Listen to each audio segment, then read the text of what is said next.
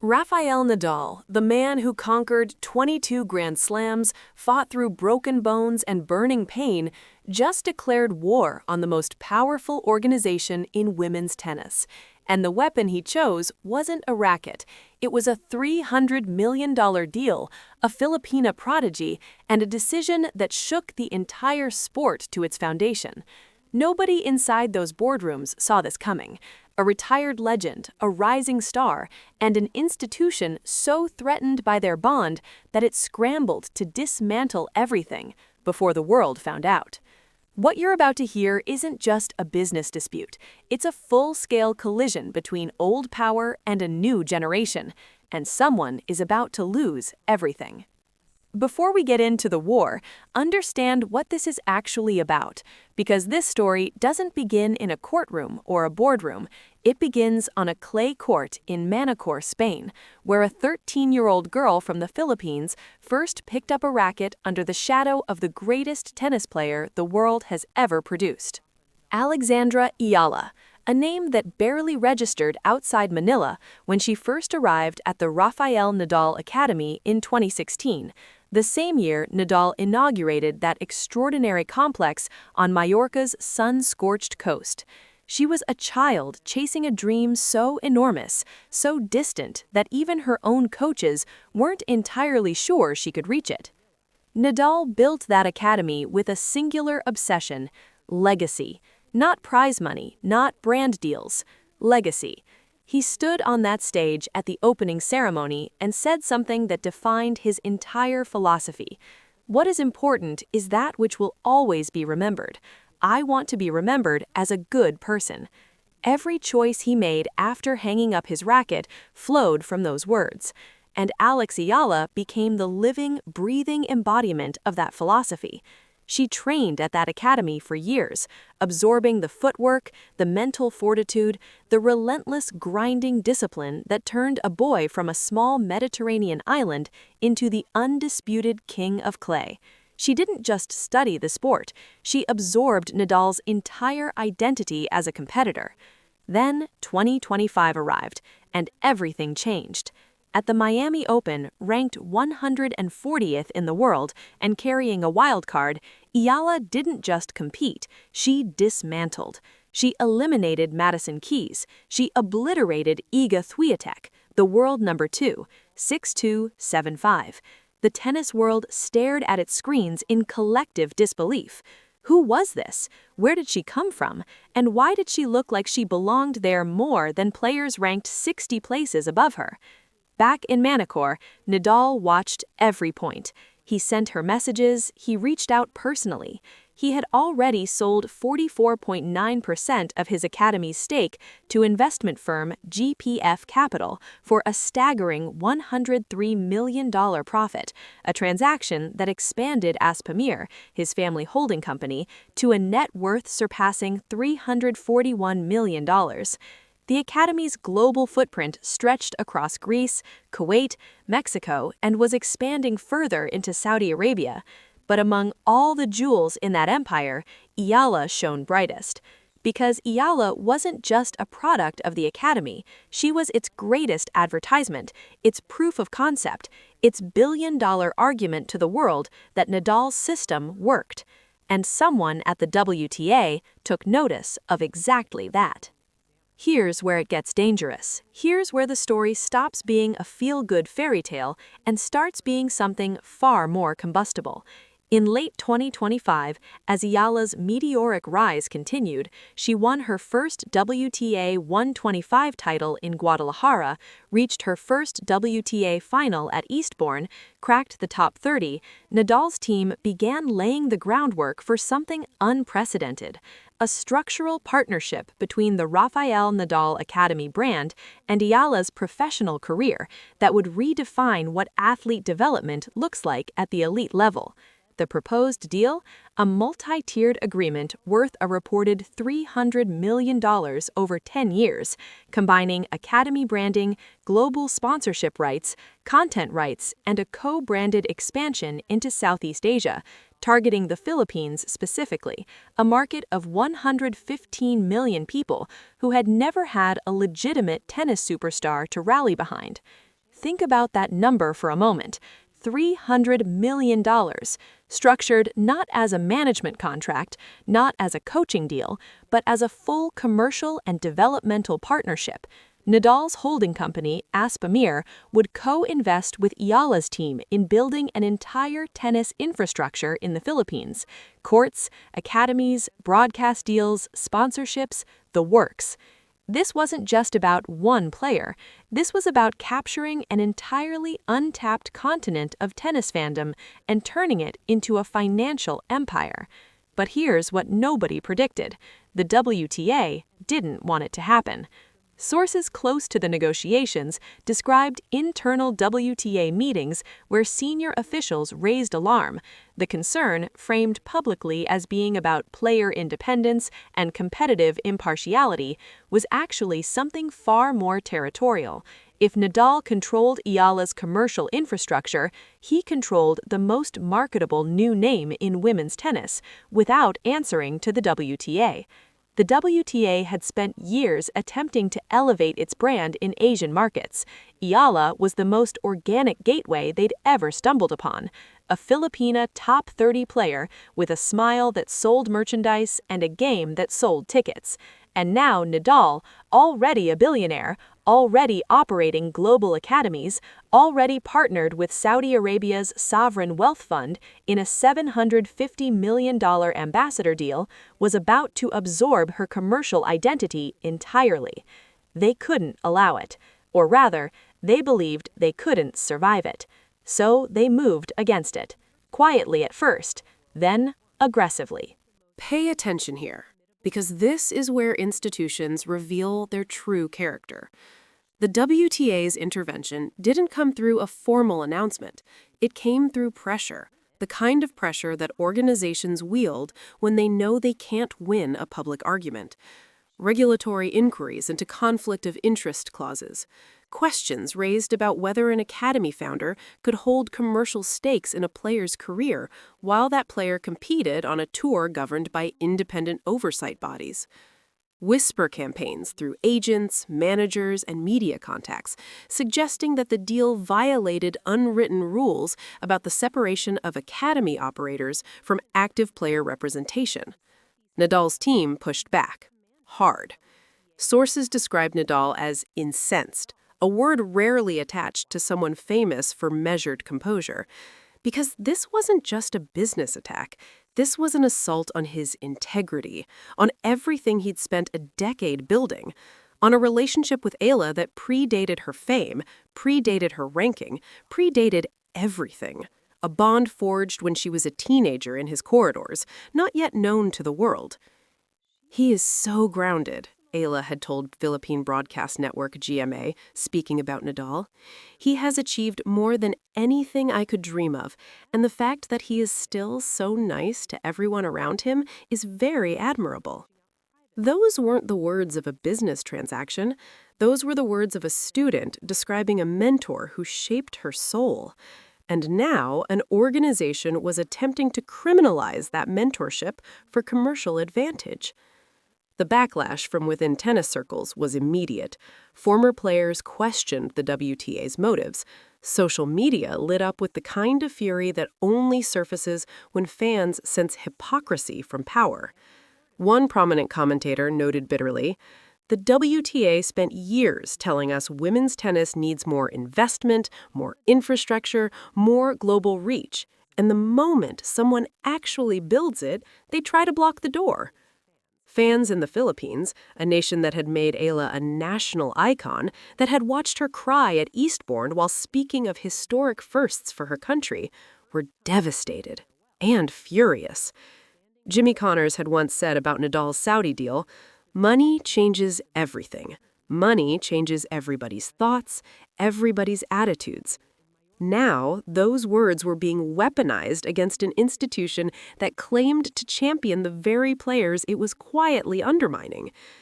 Because here was the uncomfortable truth the WTA couldn't escape. Nadal wasn't the one exploiting Eala.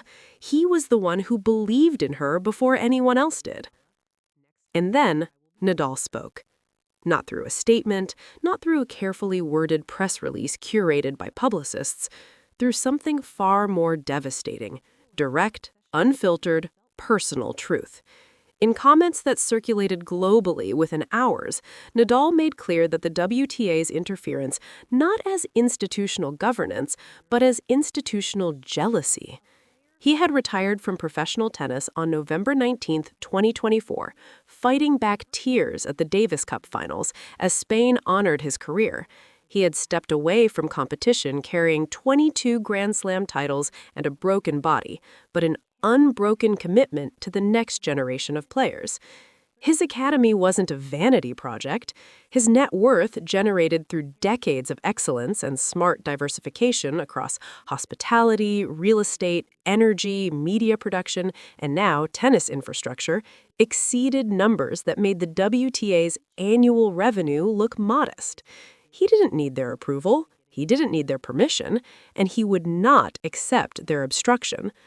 The confrontation forced buried questions into open daylight, questions the sport had refused to examine honestly. Why does the WTA celebrate player empowerment when convenient and suppress it when it threatens organizational control? Why is a former champion's investment in a young player's future treated as a conflict of interest, while the same organizations accept billions from sovereign wealth funds, gambling companies, and fast fashion brands without equivalent scrutiny? Why is the commercial infrastructure around women's tennis allowed to be owned by everyone except the people who spent their lives building it from the inside? Nadal's fury wasn't theatrical. It was earned, and it resonated because it was articulate. He wasn't raging against criticism. He had accepted criticism for his Saudi deals with characteristic Majorcan pragmatism. I accept the critics, especially those who criticize while respecting other people. This was different. This was an organization attempting to dictate the terms of his post-retirement life while simultaneously exploiting the story of his greatest student. One fan online captured the collective mood precisely. Imagine if it was Novak Djokovic doing this. You'd hear about it for years. But because it's Rafa, everyone expects him to just smile and accept it. He did not smile. He did not accept it. Strip away the drama. Strip away the dollar figures and the institutional politics and the social media firestorms. What's actually at the center of this?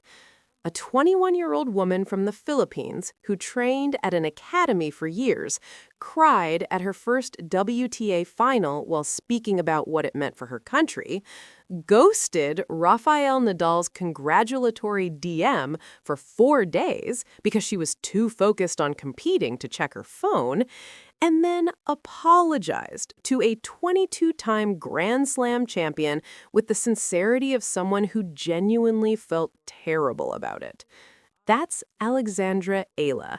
That's who this fight is over. Miami of last year, she told Tennis Channel, laughing and cringing simultaneously. My phone was blowing up, and I tried not to look at it a lot. Rafa sent me a message, but I saw it 4 days after. I left him undelivered for 4 days, and I almost died. She paused, then added quietly, I say thank you all the time. That relationship, built over 8 years, from a teenager at an airport in Madrid to a top 30 professional beating world champions, represents exactly the kind of human investment that the WTA claims to champion. A mentor who showed up, an organization that nurtured, a system that worked. And yet, here we are. The $300 million figure matters less than what it represents. A declaration that women's tennis in Southeast Asia deserves the same infrastructure investment that European and North American markets have received for decades. That a Filipino champion deserves a structural foundation, not just a wild card and a pat on the back. That the people who built careers by developing talent deserve the right to invest in the next generation without bureaucratic gatekeeping from organizations that arrived late to the party. Nadal's academy charges $62,000 annually. It has produced Casper Ruud, who reached 3 Grand Slam finals. It produced Eala, who stands at the threshold of something historic. The investment is real. The results are documented. The track record is irrefutable. What justification exists for blocking the continuation of that investment? What principle is being protected other than organizational turf? None. Absolutely none. 1 year after his final match, Rafael Nadal stood on a court at his Manacor Academy and practiced with Alexandra Eala. He posted the footage online. She described him as being back like he never left. He wrote simply, "1 year later, it felt great to be back on a tennis court." Two people, 45 minutes, a court in Mallorca, and an entire sport watching from the outside, trying to understand what they were seeing. What they were seeing was legacy in its purest form, not a trophy ceremony and not a championship celebration. Two left-handed players, one retired, one ascending, on a shared piece of clay doing the only thing either of them had ever truly needed to do: compete, develop, improve. Nadal had spoken about legacy with Roger Federer during a hike in the Italian Dolomites. He and Roger agree on something we believe is of the utmost importance. How would we like to be remembered? What is important is that which will always be remembered. We would like to be remembered as good people. Good people invest. Good people build. Good people do not abandon their students the moment institutional friction makes it inconvenient. Eala's rise has made her the most significant sporting figure in Philippine history. She won her first Grand Slam match at the U.S. Open. She beat Iga Swiatek. She became the first Filipino to crack the top 30. In February 2026, she became a brand ambassador for Milo, a brand synonymous with athletic aspiration across Southeast Asia. She is not merely a tennis player. She is a symbol. And symbols require protection, not from competition, not from opponents across the net, but from institutions that would reduce a human story to a line item on a commercial ledger. The WTA's interference in this deal, whether it ultimately succeeds or collapses, has exposed something the sport desperately needs to confront. The governance of women's tennis has not kept pace with the global reach of its athletes. The organizations that claim authority over players' commercial futures have not earned that authority through investment, development, or demonstrated commitment to the regions those players represent. Nadal built courts. He hired coaches. He gave a 13-year-old from Manila a foundation that turned her into a world-class competitor. The WTA issued wildcards and collected ranking points. This isn't over. Not even close. The legal framework surrounding player-academy commercial partnerships remains contested. Nadal's resources dwarf anything the WTA can deploy in a prolonged dispute. Eala's commercial value grows with every tournament she enters. The Filipino market, 115 million people, a major Filipino network broadcasting her matches nationally, brand deals multiplying, represents a commercial opportunity that no organization can afford to abandon simply to win an internal power struggle. What began as a secretive negotiation has become a defining moment for the future of women's tennis governance. Who controls the sport's commercial destiny? Who has the right to invest in its next generation? And what happens when the person with the most legitimate claim to that role is a retired champion who refuses to stay quiet? The world is watching, the Philippines is watching, and somewhere in Manacor, on a court surrounded by clay and sunlight, so is Rafael Nadal. Was this the WTA protecting its players or protecting itself? Drop your answer in the comments, because this conversation is just getting started. End.